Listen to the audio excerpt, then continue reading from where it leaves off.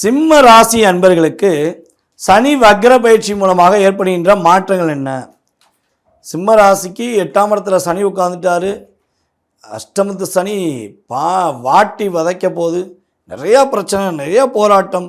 இனிமேல் தான் உங்களுக்கு பெரிய பதட்டமே உண்டு, ஒரு பிரச்சனை உண்டு அப்படின்னா நிறையா விஷயங்களை பல வீடியோவில் பார்த்துட்டு ஒரு மனசுக்குள்ளே ஒரு அழுத்தத்துடன் இருந்த நம்முடைய சிம்மராசி அன்பர்களில் தாய்மார்கள், சகோதர சகோதரிகள் மற்றும் சகோதரர்கள் அனைவருமே நான் போட்ட வீடியோவை பார்த்துட்டு, ஐயா கொஞ்சமாச்சும் ஆறுதலாக இருக்கியா, நீங்கள் சொன்ன பிறகு தான் கொஞ்சம் நிம்மதியாக பெருமிச்சு விட்றோம், பரவாயில்லைங்க, நீங்கள் சொன்னது ரொம்ப சந்தோஷம் சார் அப்படின்னு சொல்லலாம் ரொம்ப ரொம்ப ஒரு பாராட்டுக்களை தெரிவிச்சிங்க.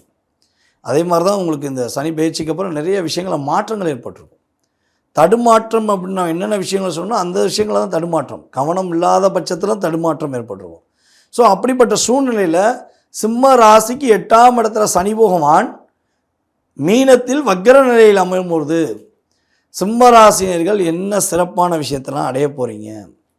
அதாவது உங்களுடைய ராசிக்கு 6ஆம் இடத்ததிபதி மற்றும் 7ஆம் இடத்ததிபதி 8க்கு போயிருக்காரு. அவர் மிகப்பெரிய ஒரு ஃபேவரானவர் கிடையாது. உங்களுக்கு சூரியனுக்கும் சனிக்கும் கிரக யுத்தங்களில் பகை,